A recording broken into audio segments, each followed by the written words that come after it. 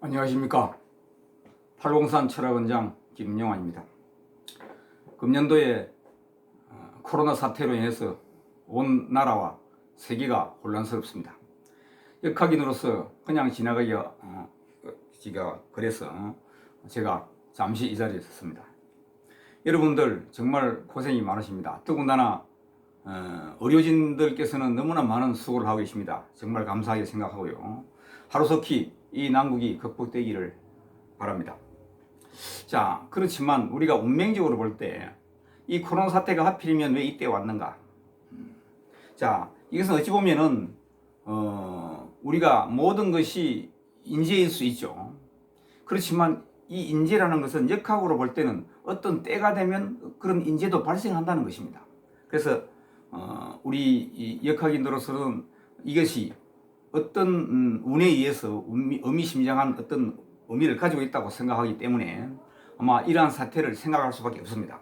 물론 2020년 경자년이고 우리 한국을 보면 갑목으로 많이 비유합니다. 모든 문화는 동양권은 주로 중국에서 중심으로 해서 발행된 경우가 많았기 때문에 중국을 중심으로 본다면 대한민국은 동쪽에 있기 때문에 동방의 나라라고 합니다. 그래서 해동 동양 대한민국 이렇게 얘기하죠. 자, 그런데 이 갑목을 동방의 목이라고 한다면 그러면 을목도 있죠. 그럼 을목은 누구냐? 자, 우리는 이 갑목과 을목은 상대적인 겁니다. 개념입니다. 갑목이가 상대하는 어떤 대비되는 목이 을목입니다. 자, 그래서 갑목을 대한민국으로 비유한다면 그 대비되는 어떤 상관관계에 있는 곳이 우리 남북 분단 사태에 있기 때문에 북한이 되겠죠. 북한은 갑목을 한국으로 본다면 북한이 을목이 되고 또 대한민국을 갑목으로 본다면 을목은 또 일본이 될 수 있죠.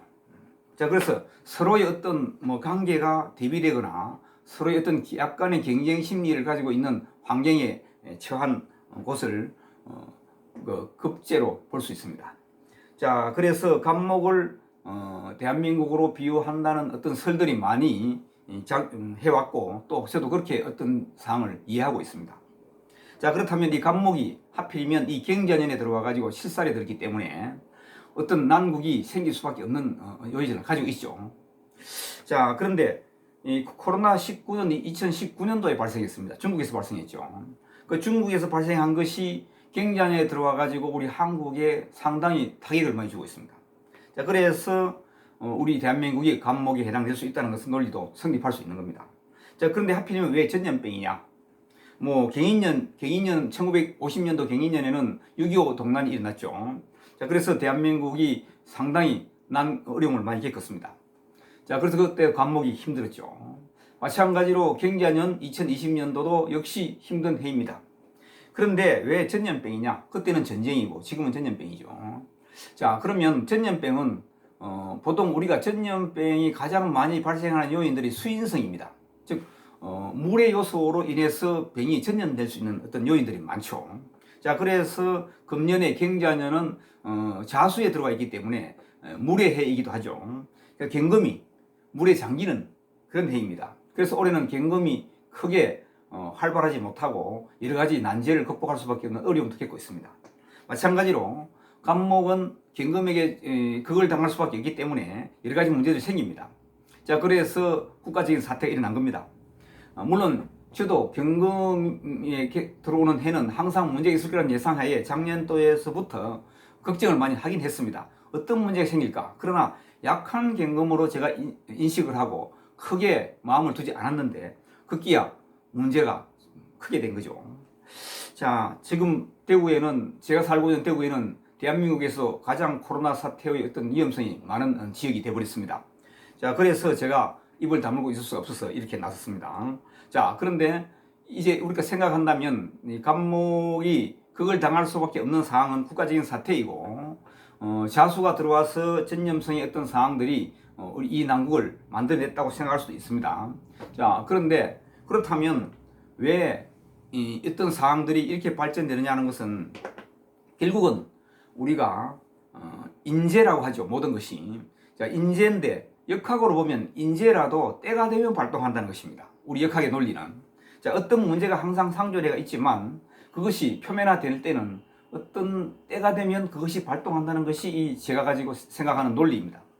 자, 금년에는 역시 어떤 문제가 대한민국에 많이 있지만 2020년도는 결국 이러한 문제들이 또 생겼고 또 이로 인해서 여러 가지 정치적인 문제까지 생기게 되죠.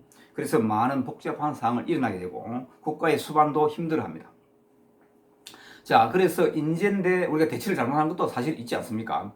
대처를 잘못했기 때문에 어떤 일들이 확대되는 부분도 있죠.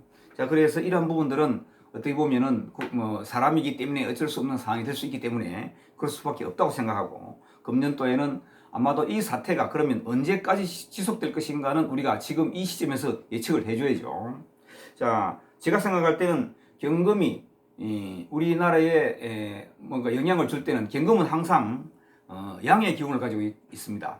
자, 그러면 간목도 양의 기운이 아니냐 이렇게 반론을 제기하는 분이 있겠죠. 그러나 제가 볼 때는 간목은 음중의 양이고 경금은 양중의 양입니다. 저는 그렇게 생각을 합니다. 자, 그래서 그런데 경금이 양중의 양인데 자수에서는 힘이 약해지죠. 그래서 어떻게 보면은 발악을 하는 겁니다. 그래서 발악을 하는 그 상황에서 간목이 해를 입게 되는 겁니다. 그렇죠.